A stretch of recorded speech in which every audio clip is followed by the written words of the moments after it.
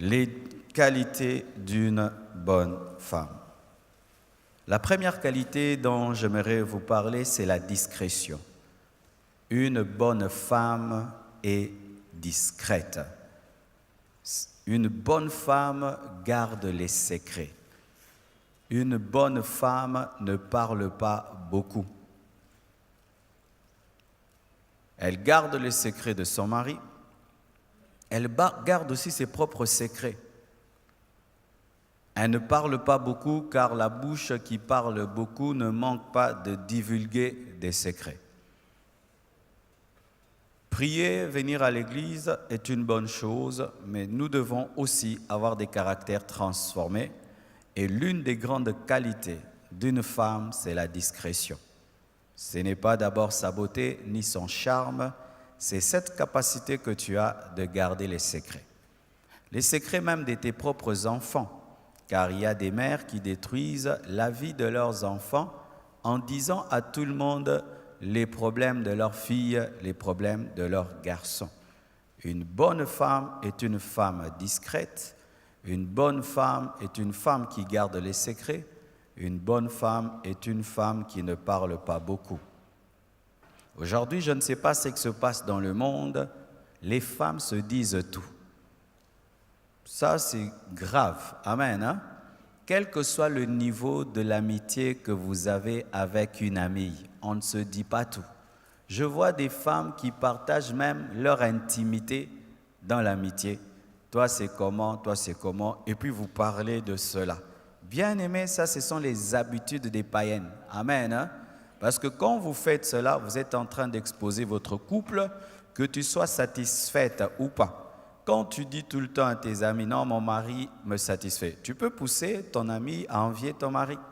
Et quand tout le temps tu dis que mon mari n'est pas à la mesure, tu es en train de faire qu'il y ait des ragots autour de ton mari, jusqu'à ce qu'un jour il l'entendra et vous ne pouvez pas savoir à quel point ça peut déstabiliser un mari.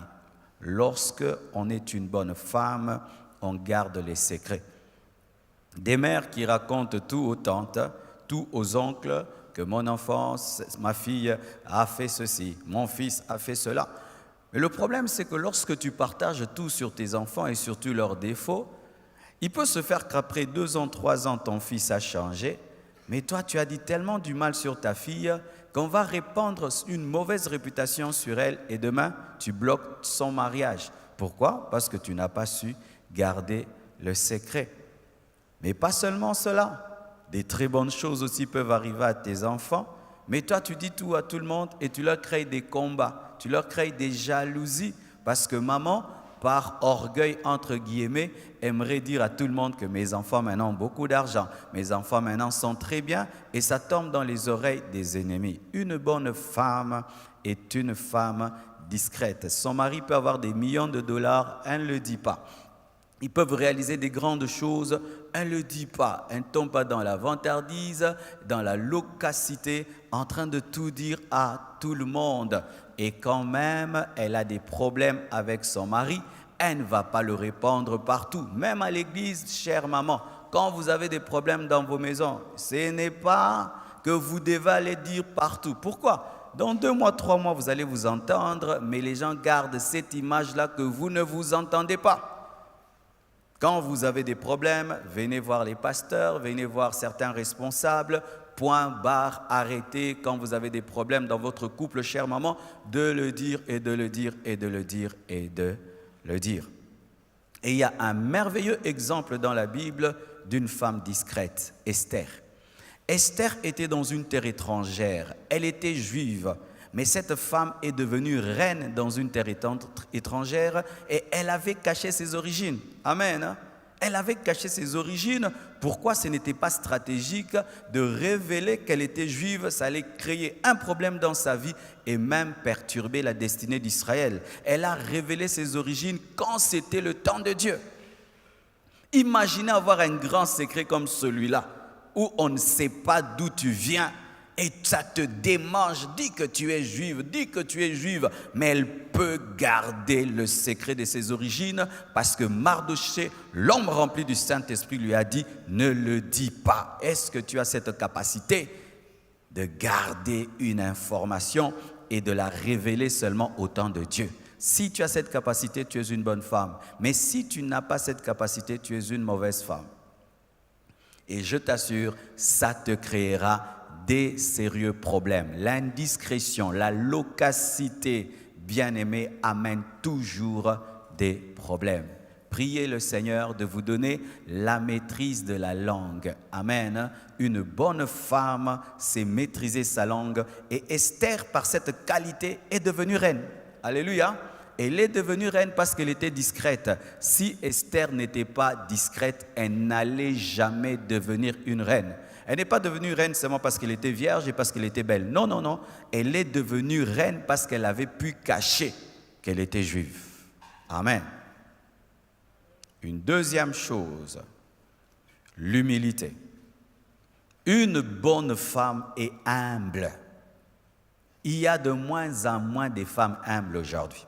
L'humilité est devenue une denrée rare parmi les femmes à cause du modernisme, à cause de l'émancipation de la femme, à cause de la parité, à cause maintenant du fait que les femmes ont le même niveau intellectuel que les hommes, gagnent comme les hommes, travaillent comme les hommes, vont dans des grandes entreprises comme les hommes.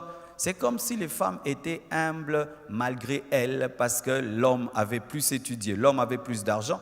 Mais aujourd'hui que les femmes peuvent avoir autant d'argent que les hommes, peuvent étudier dans les mêmes universités, peuvent faire tout ce que l'homme fait aujourd'hui, du coup, l'humilité a disparu. Chère maman, tu peux avoir toute la beauté du monde, mais si tu n'es pas humble, tu n'es pas une bonne femme. Une bonne femme est une femme simple. Une bonne femme est une femme brisée. Une bonne femme est une femme qui est morte à elle-même. À elle-même. Est-ce que maman, tu es brisée? Ton orgueil, que tu sois célibataire, que tu sois une femme mariée, est-ce que tu as vaincu l'orgueil? L'orgueil face à ton intellect, l'orgueil par rapport à ta beauté, l'orgueil par rapport à l'argent de ton mari ou ton propre argent, l'orgueil par rapport à ton niveau intellectuel, l'orgueil de la femme peut venir de beaucoup de choses. Est-ce que tu as vaincu l'orgueil? Si tu n'as pas vaincu l'orgueil, il y aura un problème au niveau de ton mari parce que ton orgueil fera toujours que tu vas t'opposer à ton mari. Et si tu es célibataire, ton orgueil fera que tu t'opposes toujours à ton fiancé. Et il y a des sœurs qui ne se marient pas parce qu'elles sont orgueilleuses, c'est tout. Elles n'ont pas un démon de célibat, c'est l'orgueil. Tu es orgueilleuse, tu peux avoir un problème avec ton fiancé, jamais tu ne peux demander pardon. Tu peux avoir un problème avec ton fiancé, jamais tu ne peux t'humilier. Tu peux avoir un problème avec ton fiancé, jamais tu ne feras le premier pas. Et comme ça, les années passent, 30 ans, 35 ans, 40 ans, tu ne te maries pas. Tu chasses les démons de gauche à droite alors qu'il n'y a pas un problème démoniaque. Tu as un problème de caractère, tu es orgueilleuse. Voici l'exemple d'une femme humble dans la Bible. Marie, la mère de Jésus. Vous savez pourquoi je dis que Marie était humble? Elle est allée dans la chambre haute, mais elle n'a pas pris le devant pour prêcher à la place de Pierre, disant « c'est moi la mère de Jésus, je vais prêcher ». Elle était dans la chambre haute, mais n'était pas chef dans la chambre haute, alors que Jésus était son fils. Elle pouvait dire « je suis la mieux placée pour prêcher le jour de la Pentecôte ». Non, elle se fait petite, elle ne dérange pas Pierre, elle ne dérange pas les apôtres et on ne sent même pas Marie déranger l'église primitive.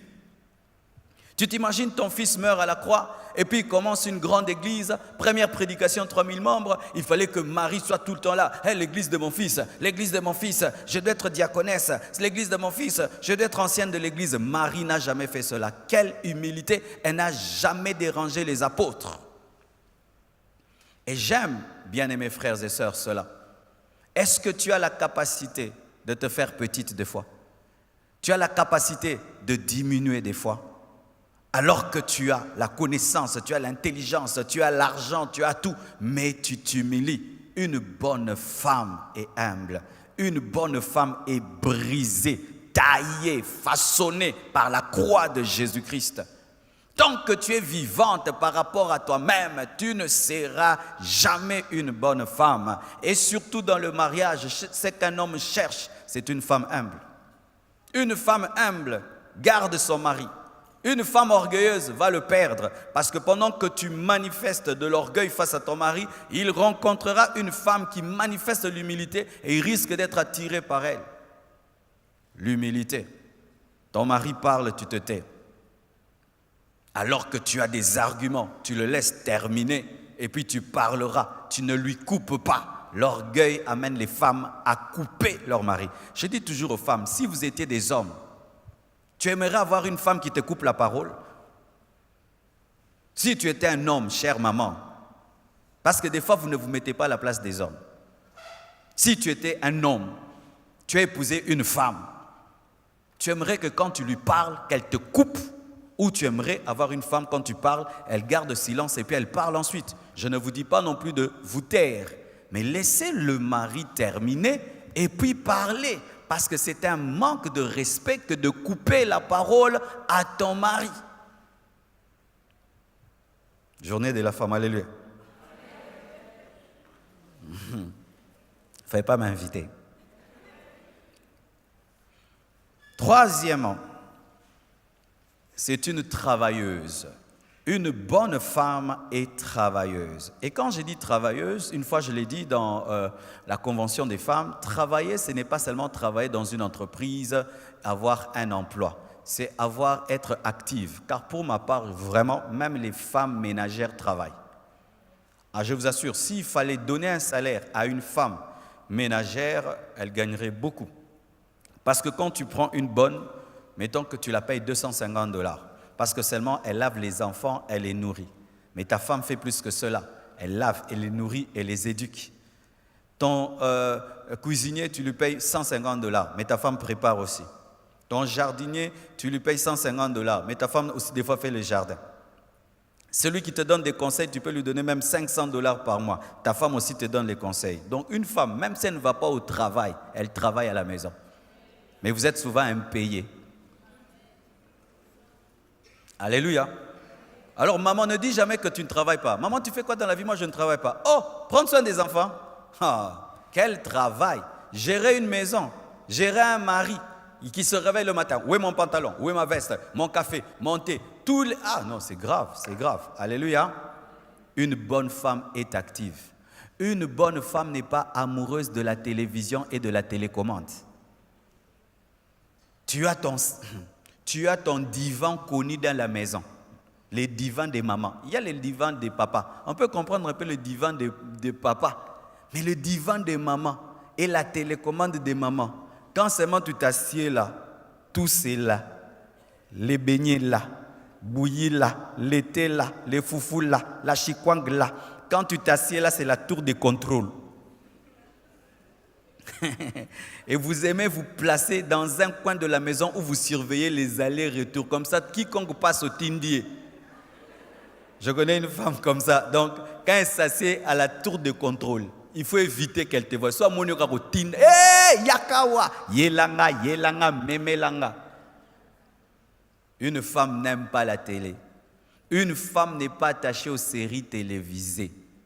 Tes enfants attachés aux séries télévisées, toi aussi. Et vous, mes sœurs qui êtes célibataires, quand déjà tu prends l'habitude à la maison, tu ne travailles pas. Tu es madame télévision.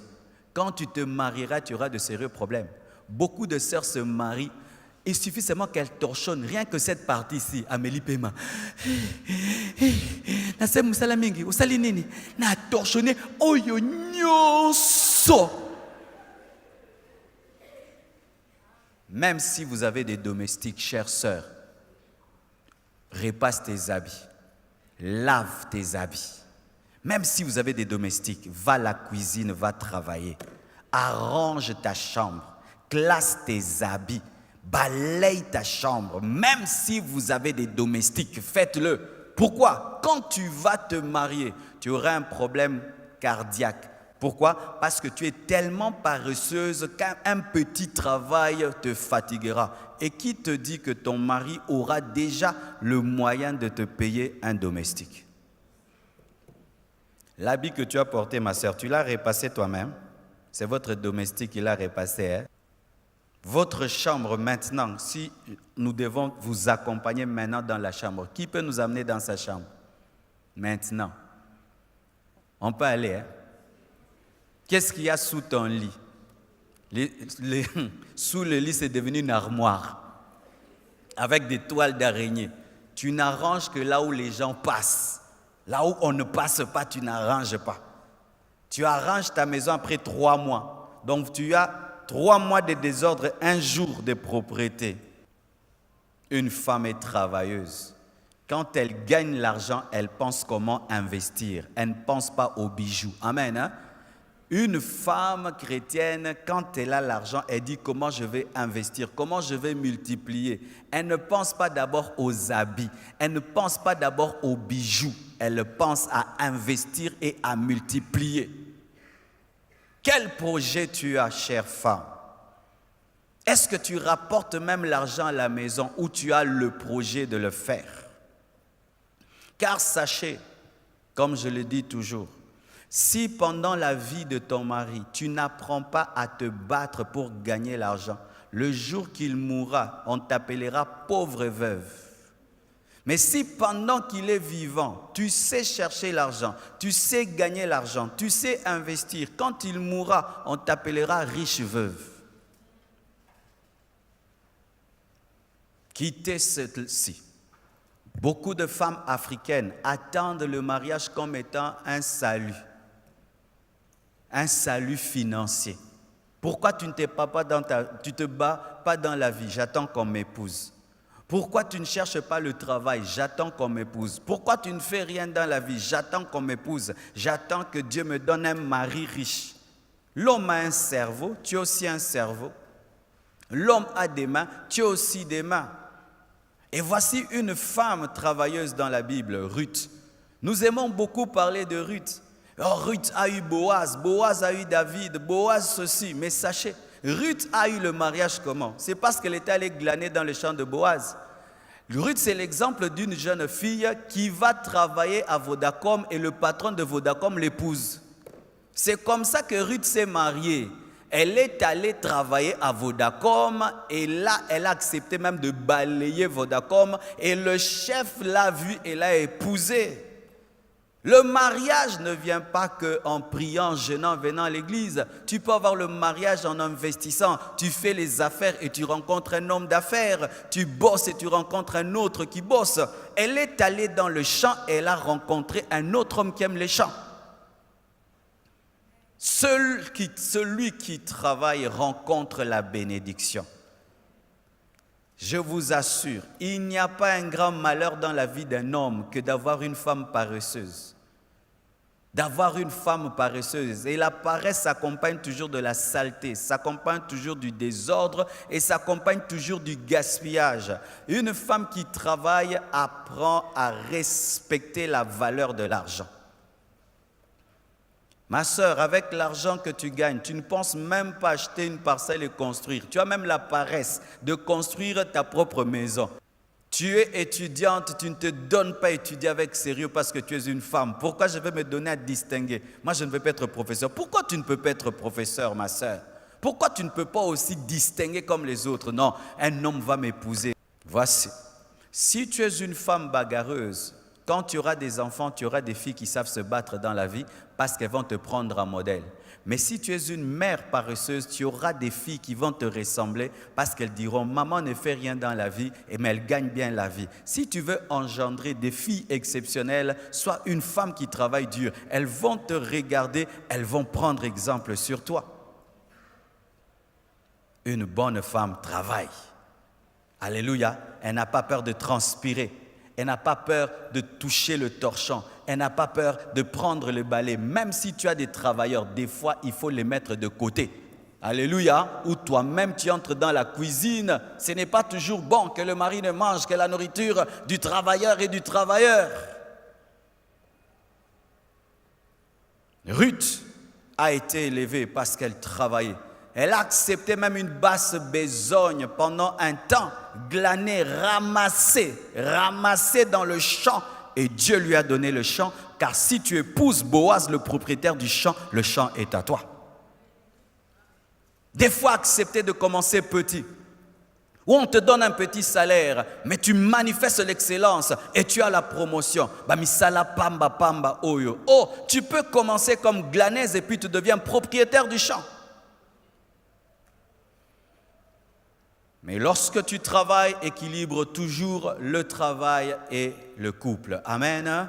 Et ça dans tous les domaines, que ce soit le travail à la maison ou le travail en dehors de la maison, il ne faut pas non plus tomber dans le piège où tu n'es que boulot, boulot. Tu oublies que tu as des enfants, tu oublies que tu as un mari, tu oublies de prendre soin de ta famille. Et même vous qui travaillez à la maison, il y a des femmes qui du matin au soir ne font que s'occuper de la maison, oublient les enfants et leur mari. Ça encore, c'est un défaut. Amen.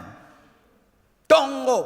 Balayer, balayer, nettoyer, nettoyer, balayer, balayer, préparer, préparer, nettoyer. Celui pour qui tu balayes, pour qui tu nettoies, tu ne causes pas avec lui, tu ne lui parles pas, tu ne lui donnes pas la tendresse et l'amour, mais tu es balayé, préparé, envoyé, balayé, préparé. Encore une autre erreur. Le bonheur est dans l'équilibre. Alléluia. Dans l'équilibre, car il y a des femmes qui fuient leur mari en travaillant beaucoup pour leur mari. Elle ressemble à Marthe qui est allée cuisiner pour Jésus-Christ pour ne pas écouter Jésus. Et il y a des femmes comme ça qui ne passent pas du temps avec leur mari, mais en train de cuisiner pour leur mari, en train de préparer pour leur mari, alors qu'il faut d'abord que tu aies l'intimité avec ton mari et ensuite tu cuisines pour lui. Car ta nourriture ne sera pas bonne dans sa bouche si tu n'as pas d'intimité avec lui. Amen. Hein? Évitez cela. Vous n'avez pas d'intimité, mais vous êtes tout le temps cuisine, cuisine. Ce n'est pas la parole de Dieu. D'abord l'intimité et ensuite la cuisine. Quatrièmement, une bonne femme est propre. Une bonne femme ne sent pas comme un garçon. Vous voyez, les frères, des fois, ils sentent le bouc. Oh, frère, sur l'interbo, mais tu n'as pas berger. Non, frère, Solomo, bozo, mais tu n'as pas frère Royo. Mais il y a des sœurs aussi qui sentent comme ça. Mais ça, c'est grave, hein? Une sœur qui sent comme un garçon. Avec tous les parfums des Chinois qu'il y a aujourd'hui, même des parfums de 1000 francs, 2000 francs, maman, tu sens mauvais. Alors, nous qui ne dormons pas avec toi, on sent que tu sens mauvais. Maintenant, c'est lui qui dort avec toi. Il meurt. Il meurt seulement. Il y a un peu ça comme au Congo, à tel côté, Moussoussou. Oh non, non, là, la kabete. À Okufa.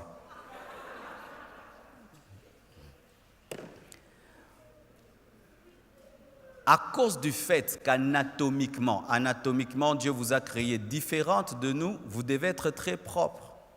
Et là, je bénis Dieu pour les enseignements que maman Marceline donne. J'aimerais même qu'elle puisse reprendre ces enseignements-là sur la propreté de la femme. Je vous assure, même il y a des sœurs qui ne se marient pas parce que vous avez une mauvaise odeur. Ah oui? Une mauvaise odeur. Et nous, les chrétiens, si nous mettons tout sur le dos des démons,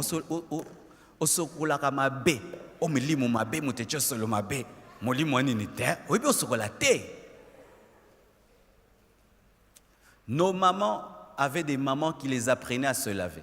Les mamans d'aujourd'hui ont honte d'apprendre à leurs filles à se laver. Et il y a des filles qui se lavent comme des garçons, qui se lavent vraiment comme un garçon. Alors qu'aux a garçonté.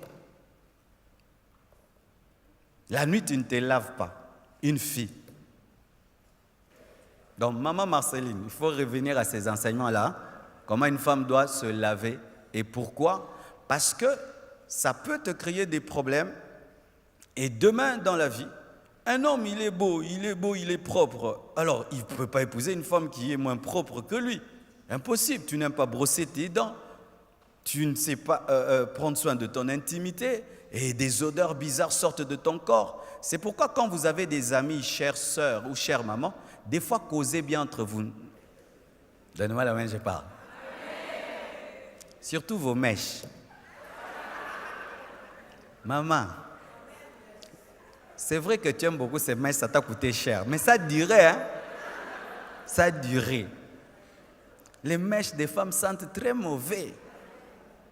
Pourquoi? Parce que vous avez l'esprit d'économie. Il faut enlever, changer. Tu reviens tes propres cheveux, le temps que peut-être tu laves les mèches ou tu changes les mèches.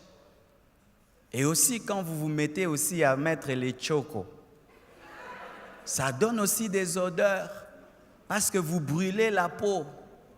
Et maintenant, quand l'odeur de la peau s'attache à l'habit, ça crée des problèmes. Alors, si tu aimes les chocos, vraiment, sois très propre. Mais moi, je te déconseille. Pourquoi? À force de brûler la peau, de la brûler et de la brûler, tu auras une odeur malgré que tu te laves, malgré que tu mets tout. Et surtout, l'odeur du choqué au parfum, ça crée encore une autre mauvaise odeur. Pourquoi tu as mélangé une mauvaise odeur avec une bonne? Voici ce qu'il faut faire. Tu te décides, tu ne mets plus.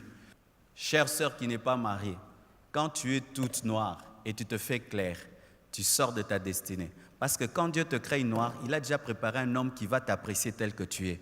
Maintenant, quand tu quittes ta peau noire, tu deviens clair, il y a un homme qui va t'épouser parce que tu es clair, mais il n'est pas l'homme de ta vie, parce que Dieu t'avait préparé pour quelqu'un qui va t'apprécier en tant que noir.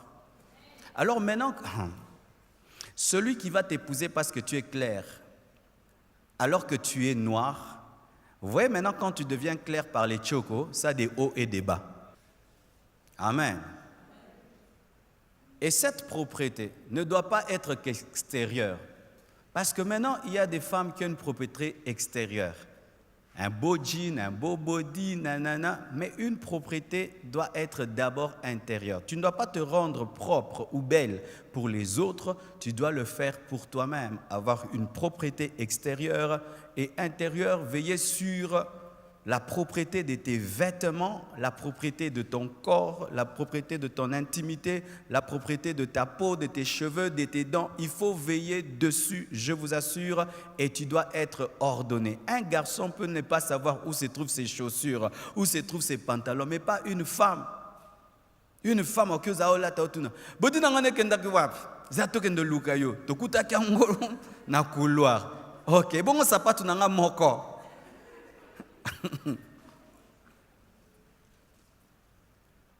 Une femme doit être ordonnée, avoir l'esprit des détails, perfectionniste.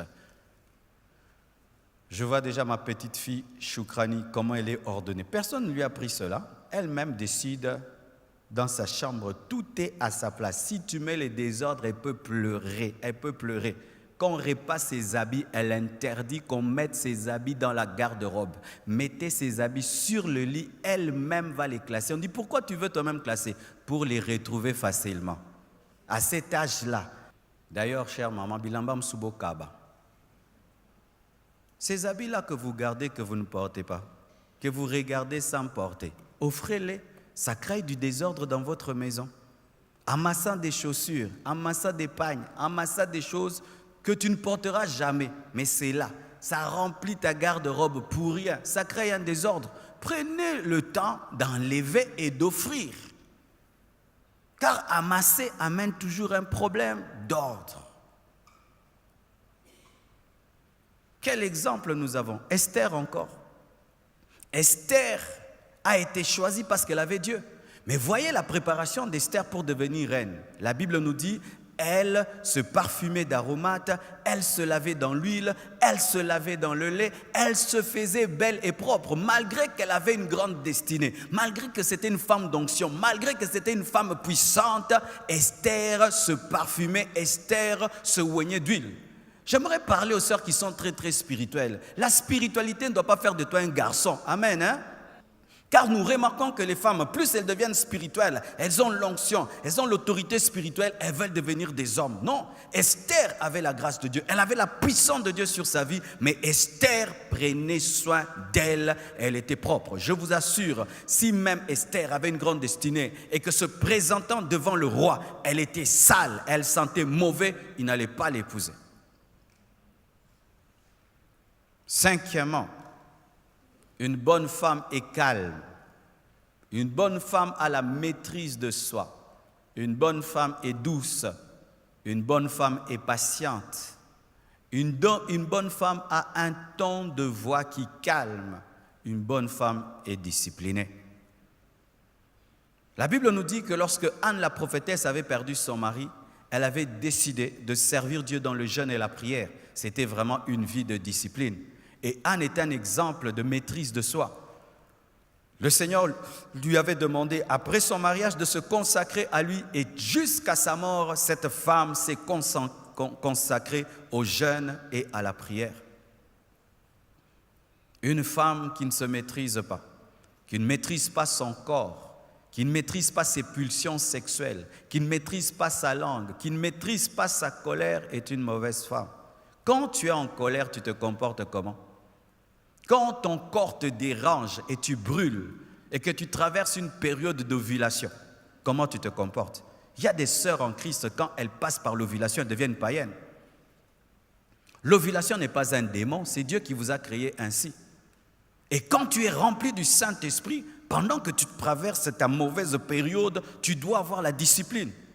Il y a des sœurs qui sont consacrées en fonction de leurs hormones. Quand les hormones dérangent, elle devient impudique. Quand les hormones se calment, elle a la crainte de Dieu. Ta crainte de Dieu n'est pas par le Saint-Esprit. Ça dépend de ton corps. Alléluia. Une bonne femme a la discipline.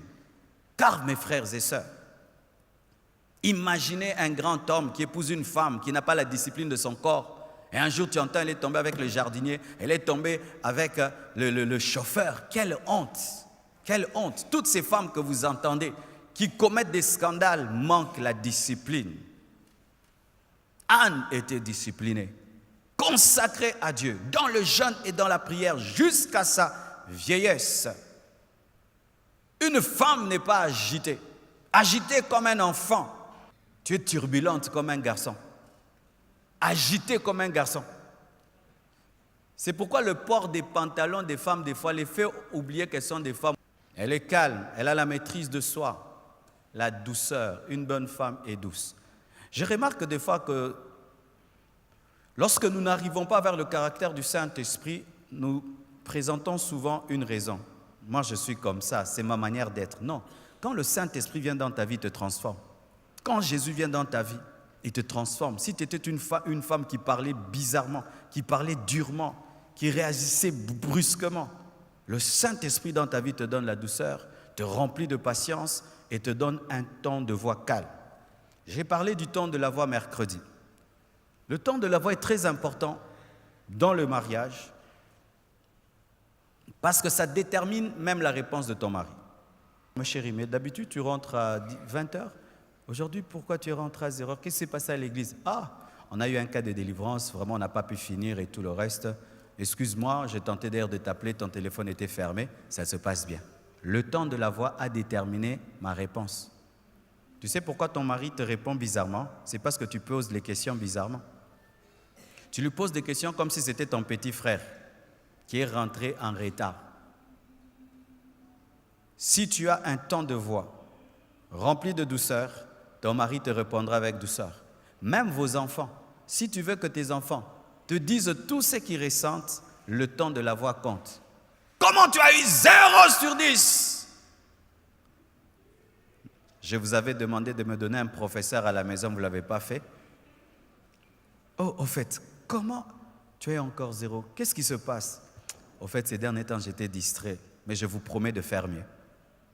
Le ton de la voix détermine la réponse.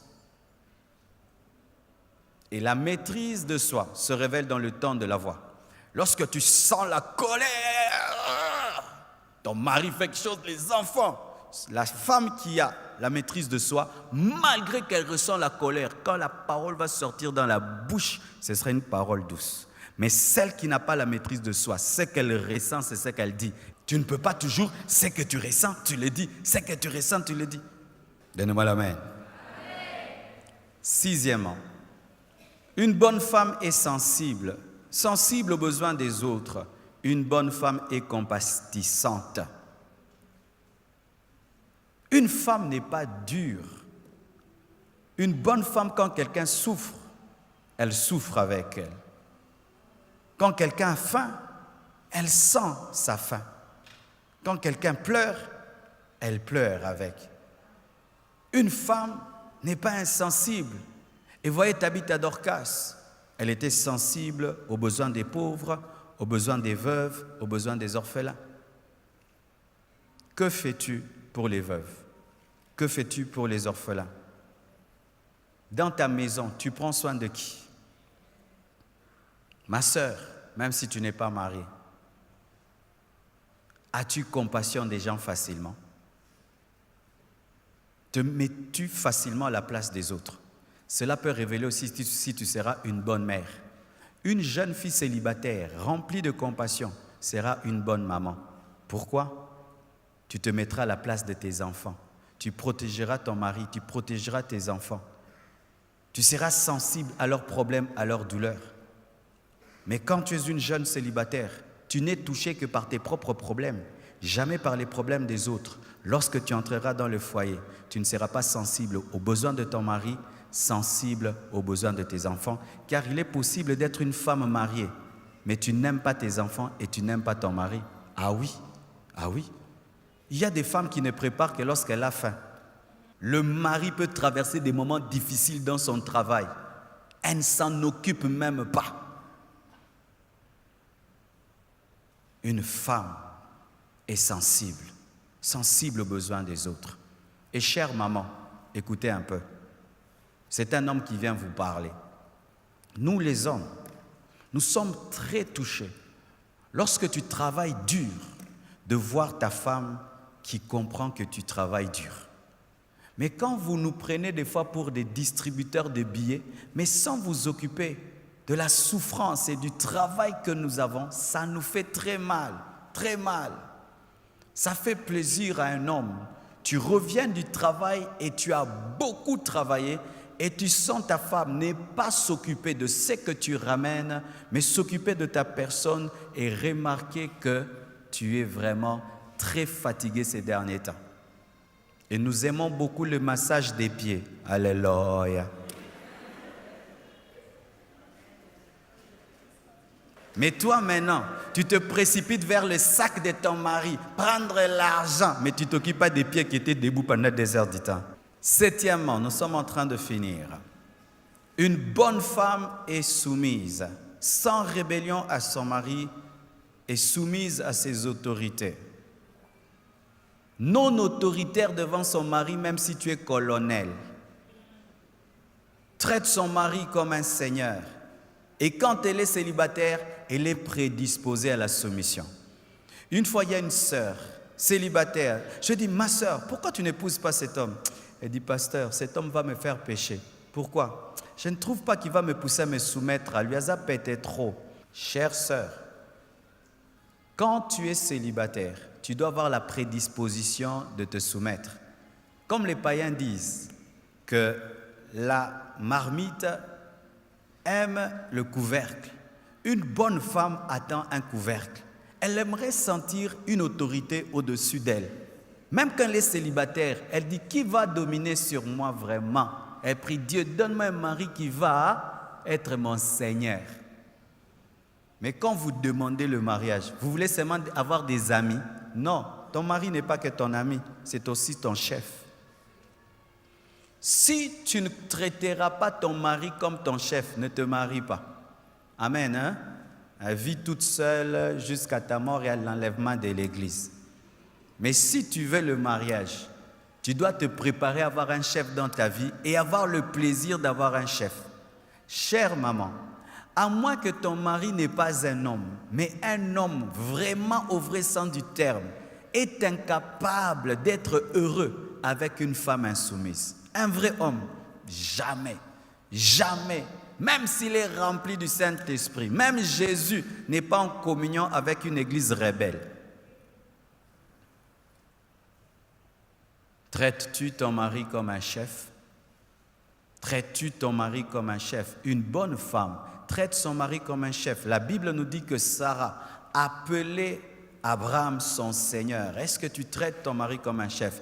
Et ne vous laissez pas influencer par le modernisme actuel, avec la culture actuelle où les Blancs sont en train d'influencer même les Africaines. C'est vrai, la femme n'est pas l'esclave de l'homme. L'homme doit aimer la femme, mais la femme aussi doit être soumise. Dieu a établi l'homme comme étant le leader du couple et vous devez l'accepter. L'un des problèmes que nous avons aujourd'hui dans les nouveaux mariages, les jeunes mariés d'aujourd'hui, les femmes n'arrivent plus à se soumettre. Une bonne femme est soumise à son mari. Le traite comme un chef, comme Sarah. Huitièmement, une bonne femme a l'esprit de prière. C'est une intercesseuse. C'est une femme de supplication. C'est une femme qui a la vie de prière. C'est une femme qui est toujours à la brèche.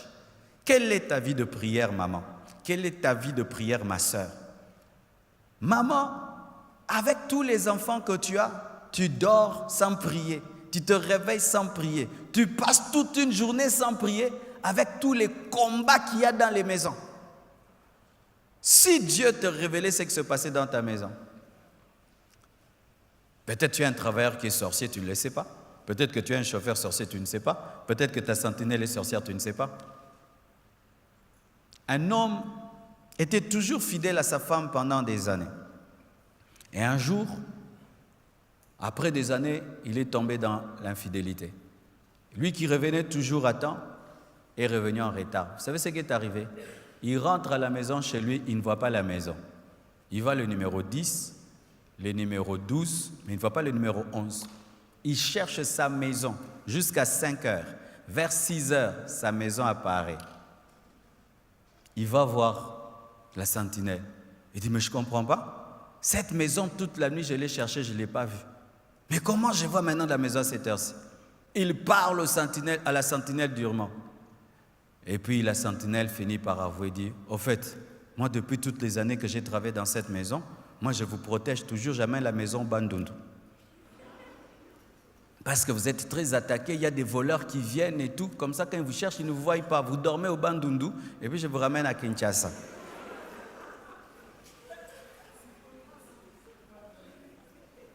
Alors ce jour-là, il avait cru que le patron avait dormi dans la maison parce qu'il avait emprunté une autre voiture.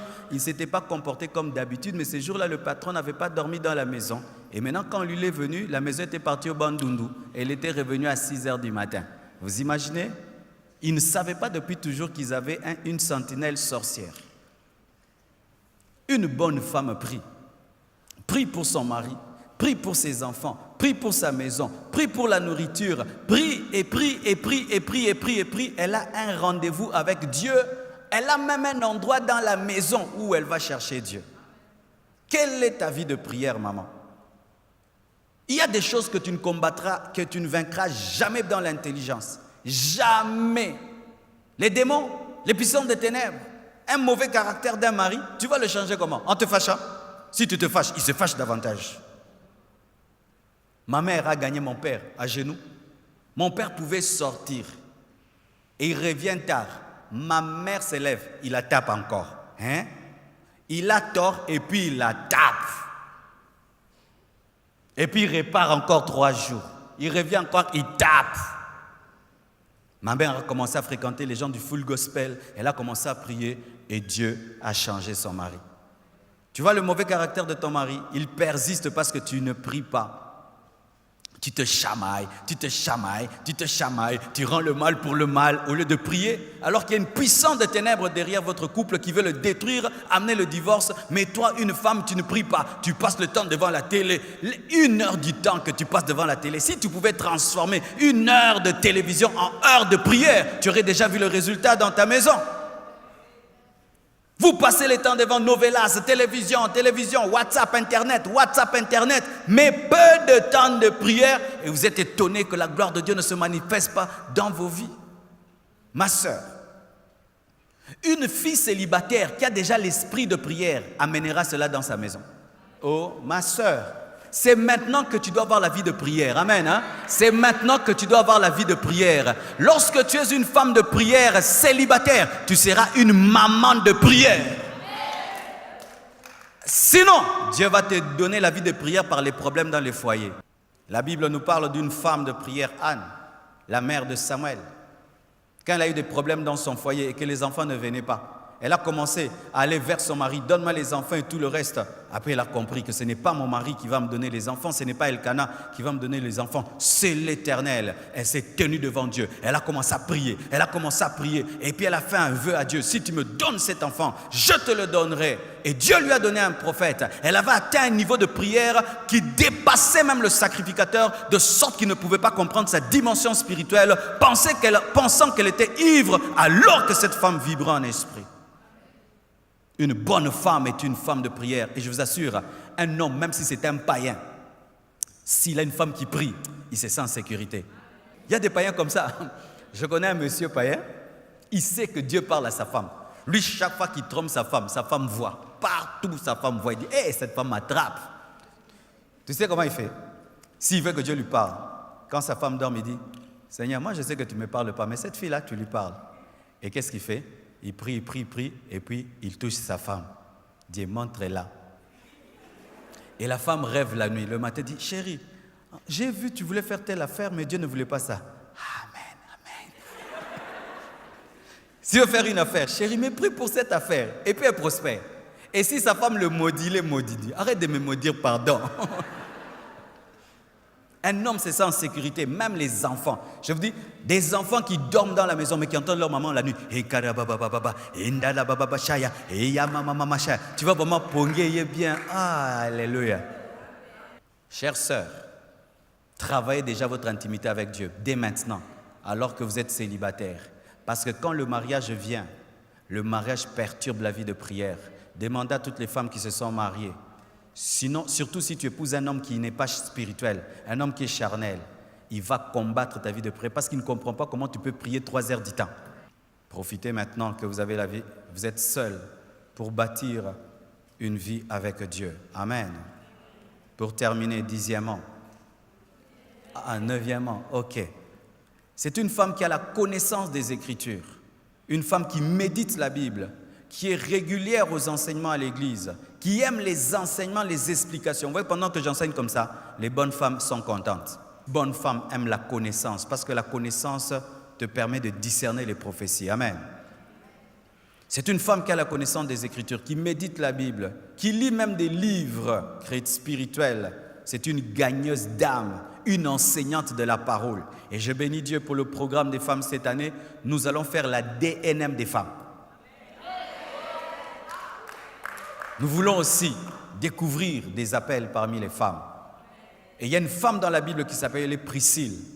Priscille était une femme qui maîtrisait les Écritures, de sorte qu'elle était à côté de son mari Aquila. Elle a pu même corriger un grand apôtre de la parole qui n'enseignait pas la Bible avec exactitude. Une bonne femme lit la Bible. Où sont parties ces femmes qui ont tout le temps leur Bible à côté, qui mémorisent des versets bibliques, qui conseillent leurs enfants avec les il est écrit? Quelle est ta relation, maman, avec la Bible? Ma sœur, quelle est ta relation avec la Bible? J'ai remarqué ceci. Si même tu n'es pas très intelligente, si même tu n'as pas une très grande sagesse, les femmes qui lisent beaucoup la Bible ont une grande sagesse. Pourquoi? Elles ont la connaissance de la Bible. Elles peuvent te dire, la Bible dit, la Bible dit. Est-ce que tu peux dire la Bible dit? Souvent, vous nous laissez à nous les hommes la Bible. Vous laissez aux hommes de maîtriser les Écritures. Quand ton mari est en train de lire un bon livre, demande-lui ce livre-là pour lire aussi. Sachez ceci dans le foyer. Quand tu laisses ton mari grandir spirituellement et toi tu ne grandis pas, vous allez être 2 étrangers dans le même couple. Aimez la parole de Dieu. Enseignez la parole de Dieu. Prenez soin des nouveaux venus où tu enseignes la parole de Dieu. Si même vous ne croyez pas que la femme a un ministère de la parole, parce qu'il y a des femmes qui ne croient pas ça, ça c'est pas la Bible. Mais Dieu ne t'empêche pas de connaître la Bible pour aider les gens. Quelqu'un qui dévie dans la sainte doctrine, tu le ramènes dans la doctrine. Méditez la Bible, lisez la Bible. Vous allez acquérir la sagesse de Dieu et vous serez utile à Dieu comme Priscille l'était. Vous allez gagner les âmes, amener les âmes. Dans cette église, la personne qui gagne la plus les âmes, c'est une femme, ce n'est pas un homme. Dans cette église, le premier agent de croissance de cette église, ce n'est pas un frère, c'est une femme. Pour terminer, 10e, une bonne femme est une amie de Dieu. C'est une amie du Saint-Esprit. C'est une amie de Jésus. C'est une femme qui développe une intimité avec Jésus au point où tu penses qu'elle touche Jésus. Au point où tu penses que Jésus est devenu physique dans sa vie. Comme Marie de Magdala, qui est devenue l'amie de Jésus. Et je t'assure, si tu es marié, une femme qui développe une forte intimité avec Jésus, son mari la craint. La première beauté d'une femme n'est pas son maquillage, c'est l'onction du Saint-Esprit sur sa vie. La première chose que vous devez chercher le matin, ce n'est pas mettre le rouge à lèvres, c'est vous agenouiller, être des amis du Saint-Esprit. De sorte que tu puisses dire à ton mari, Jésus m'a dit, le Saint-Esprit m'a dit, ne fais pas ça. Alléluia. Une bonne femme est une femme prophétesse. Être prophétesse, ce n'est pas seulement le ministère, c'est-à-dire que tu as la capacité d'entendre Dieu. Ou tu pries pour tes enfants, tu dis, je vois que tu es un mauvais ami, fais attention. Alléluia. Je vous assure, l'une des grandes bénédictions que j'ai dans ma vie, j'ai une femme qui a des révélations vraies. Elle peut te dire des choses, tu les fais, tu vois la main de Dieu. Alléluia. Marie de Magdala était une amie de Jésus. Et c'est à elle que Jésus a révélé qu'il précédait ses disciples en Galilée. Elle a pu leur donner le programme de Jésus. Une bonne femme est une adoratrice. Elle cuisine en chantant. Elle prépare en chantant. Elle s'habille en chantant. Elle amène tout le temps l'esprit d'adoration. Elle est dans sa voiture, la musique chrétienne, la musique chrétienne. Mais si ma sœur, yo lela bawana, tu es une sœur en Christ, mais tu écoutes la musique mondaine. Tu te maries, c'est toi qui apprendras à tes enfants les pas des danses du monde. Une bonne femme est une adoratrice. Et une adoratrice répand tellement de joie dans la maison. Et même quand vous traversez des moments difficiles, l'esprit d'adoration que là fait que tu ne sens pas que vous passez par des moments difficiles. L'homme rentre vite à la maison quand il sait qu'il va trouver une femme heureuse. Là, il rentre vite et qui m'a embouteillage. Mais quand il sait qu'il a laissé une femme en colère et il va trouver une femme en hyper colère. Chers célibataires, je vous donne un petit conseil. Si vous n'avez pas trouvé un bon mari, ne vous mariez pas. Parce que dans le mariage, soit c'est le ciel, soit c'est l'enfer. Que Dieu vous bénisse abondamment.